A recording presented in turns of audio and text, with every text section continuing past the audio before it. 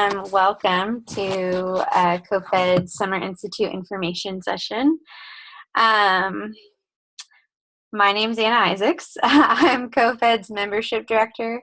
I've been with CoFed for about 4 years now, and I'm really excited to bring you this presentation today.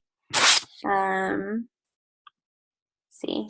So I first learned about what a co-op was by working in an association of about 80 cooperatives in Venezuela, and that was a learning experience for me. I was in college, and when I returned to school, I became a member of a worker-run restaurant called the Flaming Eggplant Cafe that was run by students there. And I felt a really deep sense of democracy and agency through its collective management structure that I'd never felt before, and was really excited about the potential of the cooperative model and what this work could bring the world. Right before I came officially to signing on with CoFed, I got one last bit of inspiration around co-ops in the community setting outside of campus. I was working with the Northwest Cooperative Development Center to do a feasibility study for a local processing facility. So that's kind of where I come from and how I got involved in co-ops. Now I currently live in Chico, California, and CoFed is based out of Oakland, but we work nationally. So it sounds like, Megan, you've got your you're on mute. But if anyone wants to take themselves off mute and just give a little shout out of where you're calling in from today, that would be great.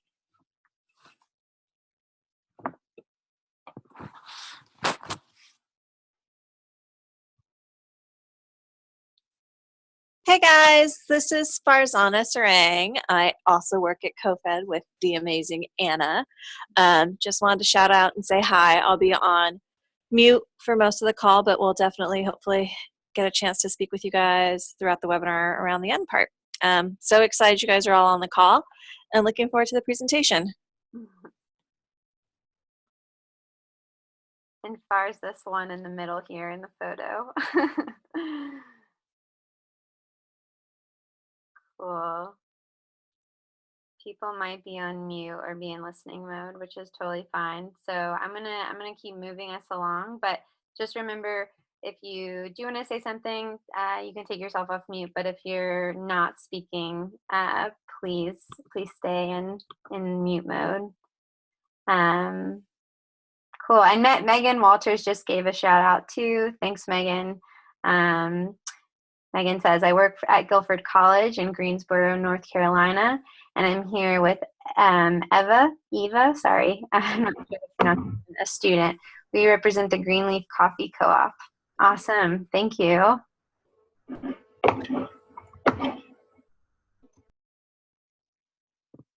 Cool, I'm getting a little bit of sound from someone. Did someone else want to give a shout out of where they're calling from? Okay, that's totally fine. So if you don't, just please put yourself on mute. We can keep reading the chats too. It looks like we've got someone from West Virginia University representing Firsthand. So thanks, Jessica, for representing Firsthand. Awesome. Okay, so thanks everyone for being here. I'm going to take us through a little bit of how CoFed got started.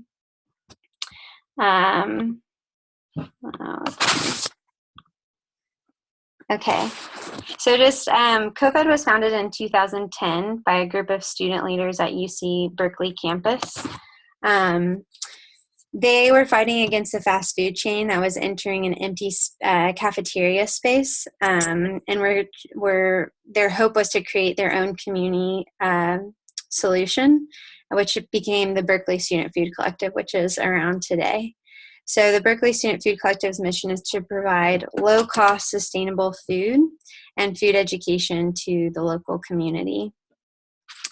in the process of developing the co-op, they reached out to a lot of other existing student food co-ops around the United States, and they realized that no one was really talking to each other or connected to each other. And they also saw that that a lot of these student groups didn't have a lot of connections to the mentors in the larger co-op movement, or even like in the business world. So they really saw a need for a solidarity network to share best practices and compound their work to make a greater impact altogether.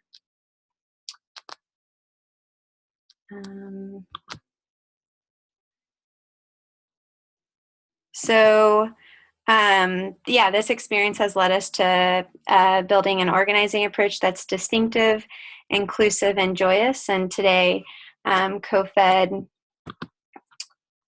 is the only national organization that specializes in supporting campuses to start and strengthen cooperatively run food businesses. So I just want to check the chat really quickly to make sure that we're getting all the voices heard.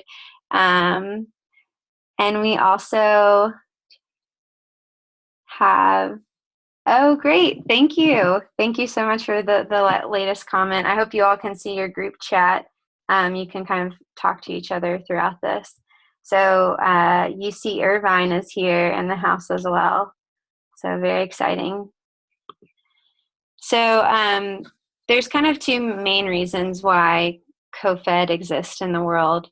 The first one is food security. So food security is defined by the World Health Organization as access by all people at all times to enough food for an active, healthy life, and includes at a minimum readily available, nutritionally adequate and safe foods.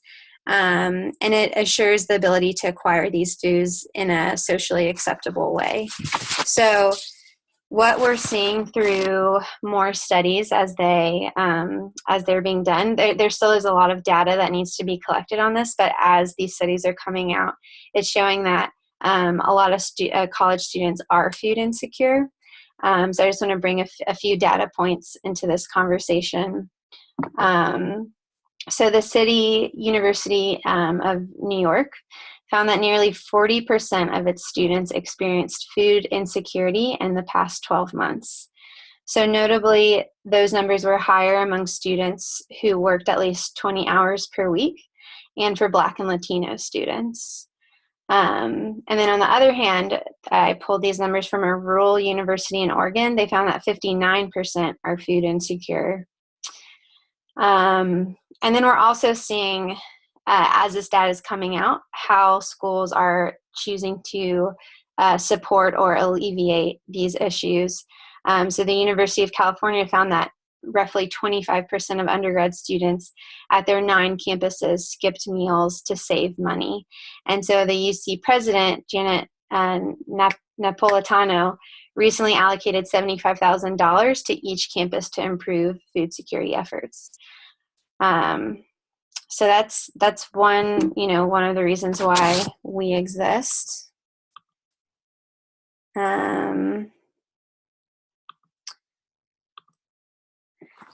So another reason is really around equity and having an equitable vision for the future and the economy moving forward. So a lot of the current conception of co-ops in the United States is forged in the history of predominantly white communities creating small food co-ops as a counterculture movement in the 60s and 70s. However, a mutual aid philosophy has helped low-income communities and communities of color survive and thrive in times of economic hardship. So CoFed pulls inspiration from the work of people in the past, like Fannie Lou Hamer, a civil rights activist from Mississippi in the 60s, who created a pig bank with the National Council of Negro Women and founded the Freedom Farm Cooperative. And then also from present work today, like Mandela Food Cooperative in Oakland, California, which is a Black-owned, worker-owned grocery store that aims to build community wealth and community health in West Oakland. So I know you all are here to hear specifically about our Summer Institute. So I just want to kind of lay out a little bit about CoFed's programs as a whole and how the Summer Institute is carefully placed in other supporting programs that we have going on throughout the year to ensure that student co-ops are successful. So the Summer Institute, we'll be talking about that in depth in just a second here.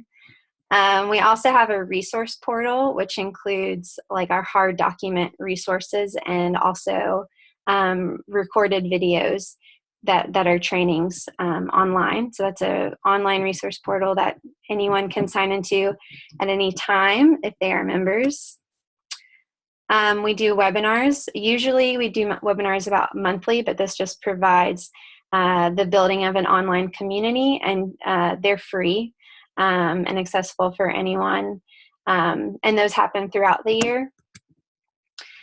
And then the idea of this National Solidarity Network, I touched on that a little earlier when I was talking about how CoFed was founded. We'll also touch on that a little bit later, but this is that idea of like connections to other student food co-ops, but also connections to other mentors in the cooperative and social justice movement. And then lastly, tailored training and consultation. So throughout the year, we are working with student food co-ops on specific projects that they're working on, and can also make site visits. So yeah, it's kind of our programming at large. So I want to show you a video. It's only 2 minutes long from our Summer Institute. So you can just hear directly from the participants, or what we call the cohort, what the Summer Institute was like for them. But we are, just a little brief overview, we're looking for students and administrators that are passionate, innovative, ambitious, and collaborative in their approach. And the Summer Institute is a 9-day training where we provide a comprehensive curriculum to equip teams with the tools and strategies necessary to create or scale community-based food projects in or around their campus. Let's just watch this short little video. I want to be a doctor. I want to be a surgeon. One of the most important facets of healthcare is that it's holistic. So it's not just your physical health, but it's your mental health. And it's not only your individual health, it's the health of your community. So something like a cooperative speaks to the health of the community, reflecting the health of the individual, and vice versa. How do we really build the skill set of everybody to understand that, yes, they can make a change in their community, and then have the actual tools to be able to apply that? Some of the big problems right now are just access to healthy food. A lot of times there's food deserts. North Philadelphia is a food desert. There's one grocery store in our area.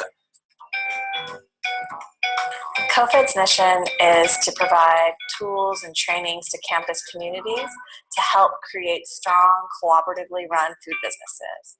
We do this to build thriving, equitable, and resilient local economies. Their role to us has been really plugging us in with regional or local co-ops we can work with, as well as providing really tangible business know-how, how to write a business plan, how to present our financial projections. So kind of both the heart and the brain of a whole co-op operation. In addition to some classroom activity time, we're also going to Guerneville Farms by Sabor Mexicano. We do this in order to make sure that the learnings are applied, and that the Summer Institute is one moment of a longer relationship that we'll be taking with these campus teams. And we also go to site visits to see cooperatives, because it's important to not only just know, but also feel and experience and ask questions from people who are doing the work already. Yesterday we took a tour of 3 different co-op businesses. It was really inspirational to see just how they operate on the smallest level. I went in there to ask them about their register software and also their signs throughout the shop and just how they organize shelving. We will certainly be in contact with them. I think co-ops for communities and the impact in the future really means resiliency as a community. The future for my community looks like a very involved people all willing to help each other, having a method or a way or a project that can help facilitate dissolving challenges or recognizing them and meeting the needs of people.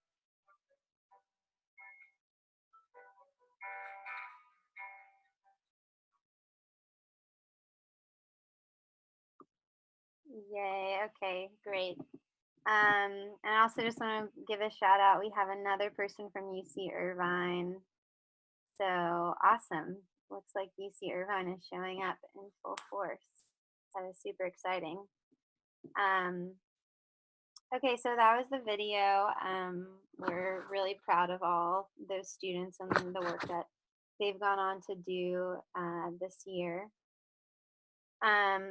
I want to talk a little bit about our model of what our curriculum during the Summer Institute is based off of, and then we'll kind of get into a case study and what one student team got out of coming to the Summer Institute.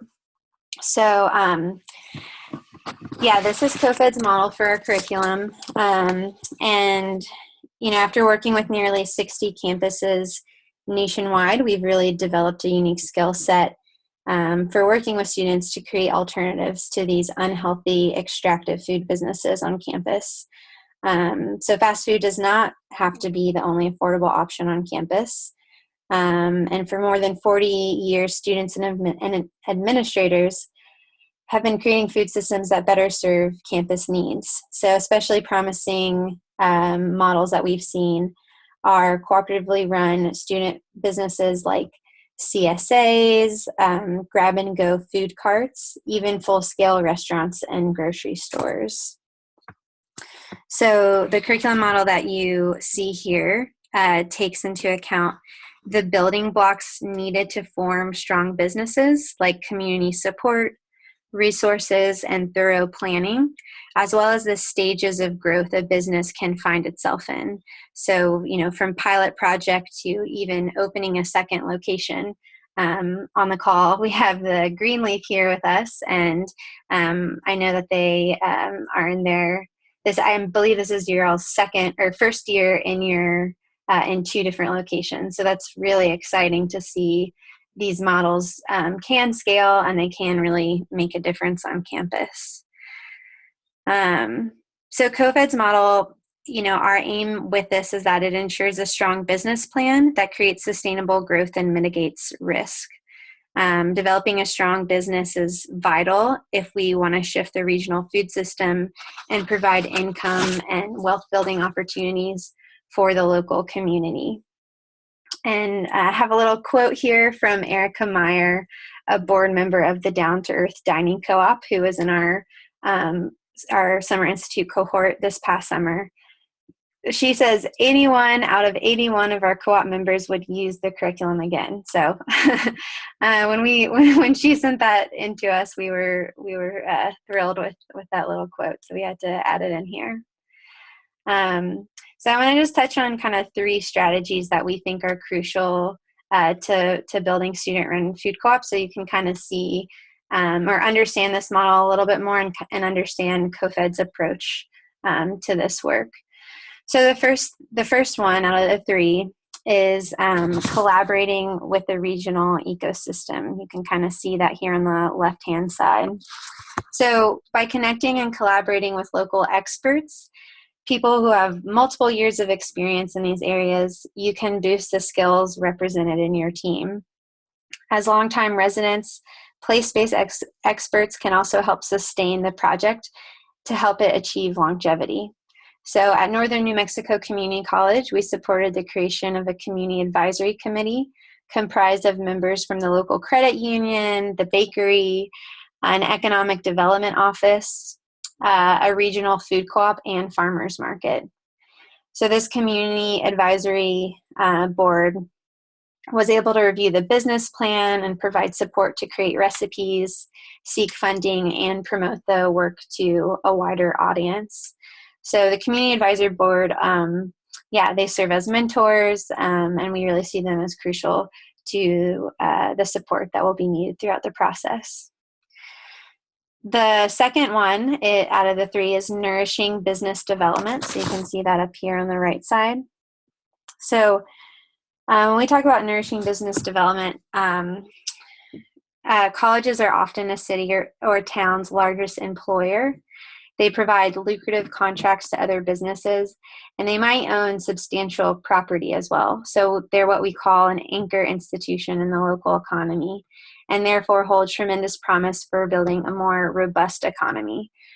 Studies have shown that every dollar spent at a local business rather than in a faraway based corporation multiplies into $3 for that local economy. So when colleges realize their potential to affect the economy and plan and invest accordingly, they can benefit those most in need and create a more equitable region at large. And then our third approach for this work is owning the change, and that's here also on the right side. So owning the change is where we really talk about how learning extends beyond the classroom in these projects as community organizing becomes a central tool for learning and building a cooperatively run food enterprise.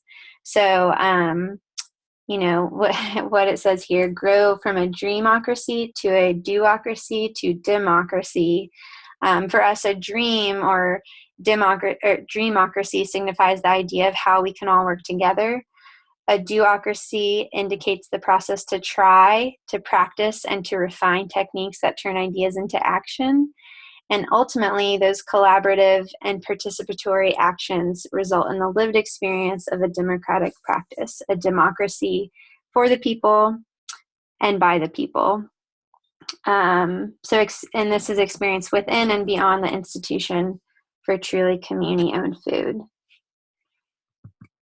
So these are the faces that you saw in the video. If you do come to the Summer Institute, some of the things that you're going to get, that you're going to leave with are a systemic analysis. So first we're going to explore the basics of food justice, racial justice, and economic justice to really ground our work together.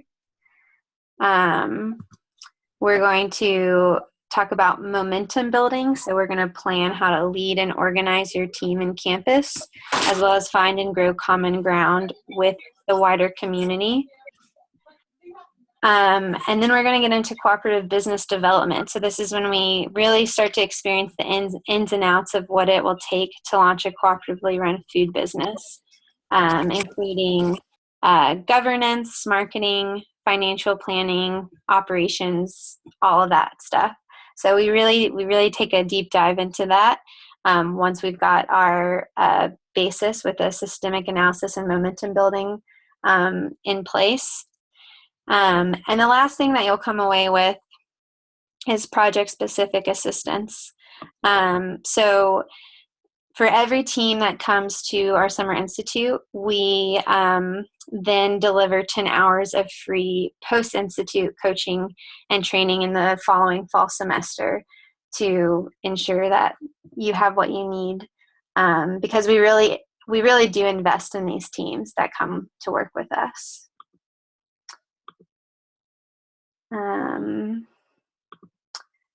So I'm going to turn my video back on. I hope that worked.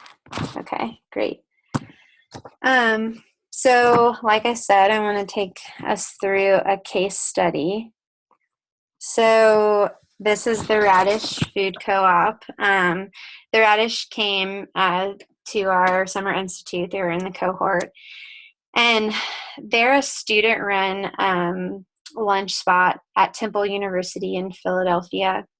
And they just opened their doors this past year. These pictures are actually from their opening night celebration. So 3 students from their team attended the Summer Institute, and their goal was to really refine their quick startup phase. They started very quickly, and they had a lot of things that they needed to work out now that their doors were open. And what they got out of coming to the Summer Institute, one of the big accomplishments that they've made since returning home is that they've been able to restructure their membership to include a lot more people and really build community involvement in a way that they hadn't been able to previously. So they had a lot more support from their campus, but also the wider community outside of the Temple campus.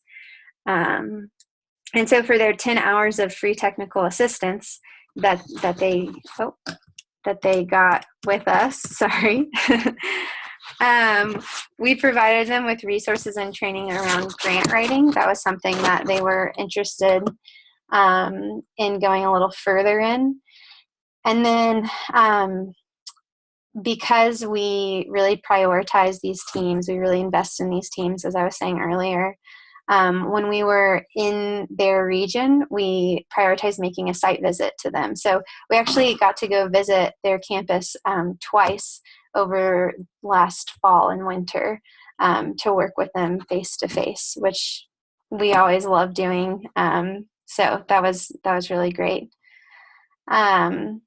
And then a bonus outcome of all of this was the connections that they were able to make at the Summer Institute. So, for example, when they were organizing a community educational event in Philly, they invited Down to Earth CoOp. That's that student that said 81 out of 81 of our CoOp members would use the curriculum again. So the Radish invited the Down to Earth CoOp to come down and speak at the community event. And then not even a month later, the Down to Earth CoOp then invited the Radish to come up to their space and speak at another community event. So the Radish has really found that this relationship building within the CoFed network to be really beneficial to what they're doing. And they've actually pledged to be CoFed members for 2016 because they want to continue supporting building this network and building the work that we're all doing together. So a little bit about when and where. So like I said earlier, this is a 9-day intensive. Our dates for this year are July 26th through August 3rd. And it's going to be located this year at the Golden Gate National Recreation Area at this meeting center called Nature Bridge. And you can see this lovely picture of the ocean. So this is just about 30 minutes away from Oakland and Berkeley, which is where we're going to be visiting speakers and allies in the movement. So we will be located here, but we'll also be traveling back and forth into the city to meet and see with our own eyes the awesome work that's being done there. So I just want to check the chat really quickly. Oh yeah, it is right across the bridge, the San Francisco Bridge, I believe, in Marin. Yes, that is correct. So a little bit about how to apply. So if you go to www.cofed.coop/Summer Institute, there you can find the application link. And it'll look a little bit like this, or actually exactly like this, but with all the questions listed below, of course. You only need one application per team, so you don't need to do it per person, just per team. And we can accept about 2 to 3 individuals per team, which we hope that the group will, your team will decide that as a team who they should send. And yeah, we look forward to taking at most 10 applicants. 10 teams total. That's 10 application. Yeah, last year we took 8, and we're hoping to grow that slightly. And the applications are due March 4th. So yeah, get them in as soon as you can. We're also willing to answer any other kinds of questions about the applications with you through email. If you're having trouble with any part of the application, we definitely want to support you and help to fill it out. So I think we're going to move into Q&A, question and answer. And I actually already had someone send me a question by email previous to this. So I just want to address that, and then we can open it up for everyone. And Farzana's here too. So we're both here to help answer questions. So the first question that I did get was around funding and cost. So for this 9-day event, our actual cost of providing food, we provide 3 meals a day, and the retreat center includes where we're meeting, as well as where we're sleeping, and all of our fun activities that we do as well. So the total cost, our actual cost, is $900 per person for the 9-day event. However, we are fully prepared to work with everyone who's selected to make sure that they can come. So several groups last year attended at a discounted or even free rate. So some of the funding options that I just want to go over quickly so that you have an idea of where you can look for funding. One is just our own scholarship pool. So we, in the process of interviewing people based on their applications to come to the Summer Institute, we go ahead and wrap the interview process in with the scholarship process. So we'll interview you and see, what your needs are, and we'll pull from our own scholarship pool. There's also the Ralph K. Morris Foundation. They established the Cooperative Leadership Fund, which provides financial support to help cover costs associated with training, professional development, and educational programs for young leaders interested in the future of cooperatives in rural communities. So they've been a really great resource that people can turn to for funding the attendance to cooperative events. So our scholarship pool, the Ralph K. Morris Foundation. The third one is that we've also written a fundraising guide, which I'll send to everyone who RSVP'd for this after the webinar. It's a pretty short guide, but it's really helpful and really in-depth, and can help you think about how you might find funding from your school or raise the funds through community-oriented events. And then quickly, I think it would be helpful just for me to touch on what other teams did last year as examples of what folks can do if they're planning on applying this year. So I have 3 examples.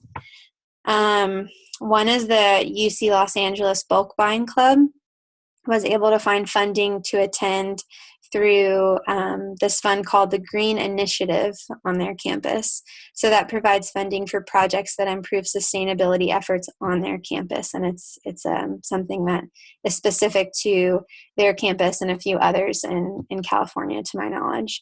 But they were able to actually acquire quite a bit of funding because the school, they already had a relationship with that fund, and the school saw it as a really awesome learning experience for those students around sustainability. Another example is the Colorado State University student that we were working with was able to leverage from their travel budget in the ethnic studies department to pay for her flights to Oakland. So that was, again, a great place to look for money. And then lastly, I was actually going to talk about the Firsthand CoOp, which we have someone from Firsthand on the line with us. So Firsthand Coffee Distribution CoOp at West Virginia University utilized their university's foundation, as well as they were negotiating with their in-house dining services to actually pay their co-op in exchange for saving the dining service money over the past year.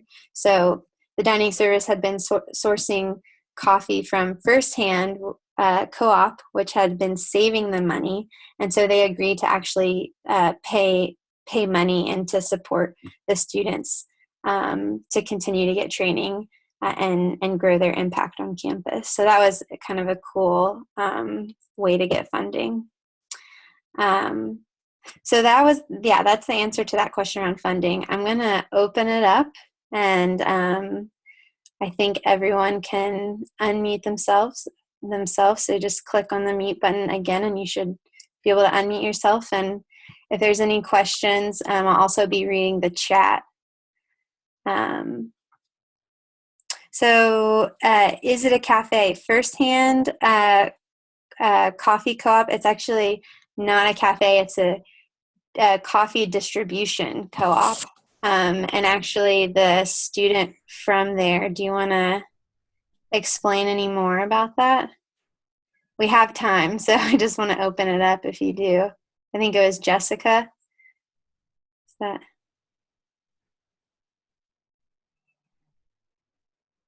Okay. Jessica might be on mute, but it's they work with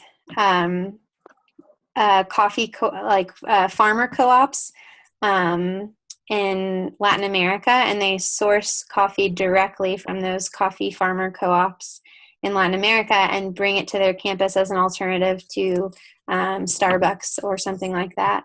And they roast it themselves. They do all that work. They package it and they sell it on campus.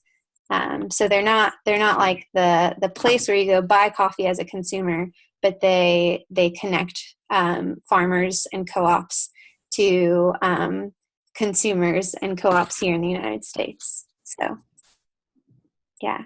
Any other questions?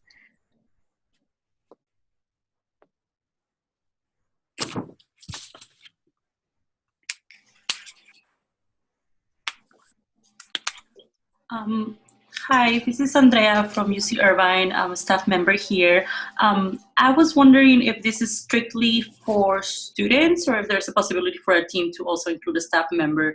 And the reason I'm asking is because our efforts here at UCI are very new. We've only had food access efforts for the past 3 months. So like we don't even have like a current student org that's dedicated to this, but there are specific students who are very interested, and there's a possibility that we could use part of our grant money to send students out there. So I'm just trying to figure out, like what's the best strategy for our team. Yeah, I'll just give like a quick answer to that, and then I'll see if Farzana, our executive director, wants to talk about that too. I'll just say last year we had 2 administrators from Howard University in DC come out, and they were young administrators, but they came and I think they got a lot out of our program, and we've continued to work with them throughout this year too. So I would imagine that we could do something like that again. Farzana, are you able to hop on? Yeah, that's a good question. And I think, Anna, you basically answered it with, yes, definitely welcome. And part of our application process is after you apply and you send in your application, we'll do an intake call.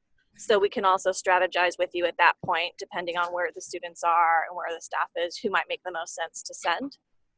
But yeah, we're very open, and having the 2 administrators last year really added to the experience, and staff are welcome as well. Whoever like part of the team is, I think is important. Yeah, that's wonderful. Thank you so much. Yeah.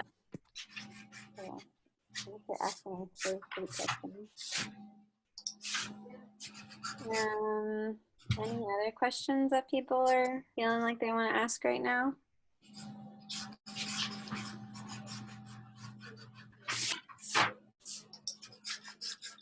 I'm sorry, I have one more question. So at our university, all of our dining services are contracted out to Aramark. And I was wondering if you've ever interacted with a campus that's trying to start something that has this type of setup in their university. I know that it will probably be a lot harder for us to try to do a student food co-op because of the current setup. So I'm just wondering if you had any feedback on that. Yes, again, a great question. Yes, we do work with co-ops on campuses that already are under a food service contract.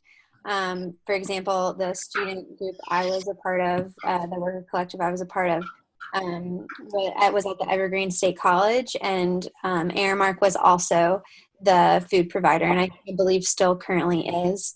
And it can be more difficult, but I think with support from the school, anything is possible.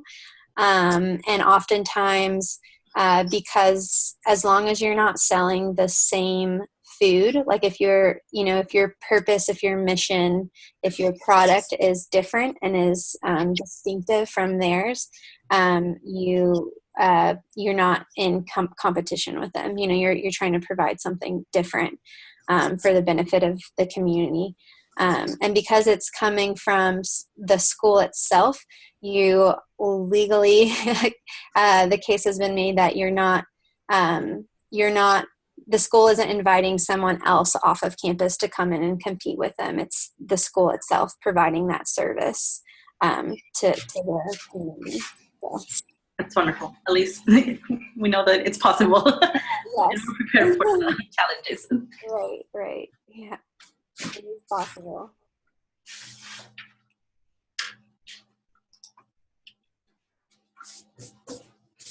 All right.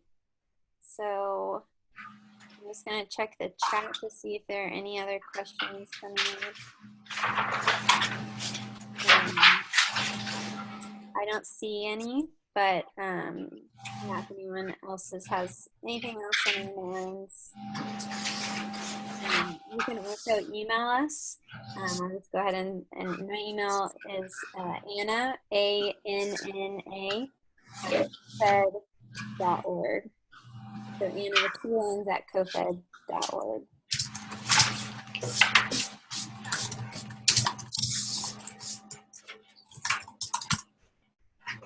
Cool. Okay. If there's no other questions, remember you can also put it in the chat if you'd like to. Okay, sounds like we're good. Quickly, can you just repeat that the last part of the email? Yes, and I will write it in the chat as well. Perfect. That's even better. Thank you. It's Anna, ANNA, @CoFed, that's COFED.org, and I'll put it in the chat right now. Great, thank you. Yeah. All right, well, thanks everyone for joining us. Just to close out, I want to let everyone know about our next webinar coming up. Like I said earlier, we have usually about monthly webinars, and the next one is on legal issues for student-run food co-ops. We're lucky to have Christina Oatfield, who works at the Sustainable Economies Law Center in Oakland, California, come join us. What's really cool is that Christina was actually also a part of the Berkeley Student Food Collective when CoFed was just forming, to the history piece of this presentation that I was talking about. So it'll be a great webinar. It's going to be Wednesday, March 9th at 3 p.m. Pacific time. And to remember all this information and also register or to revisit this information, you can find it at www.cofed.coop/webinars. So yeah, thanks so much, everyone. Have a lovely day. Thank you so much.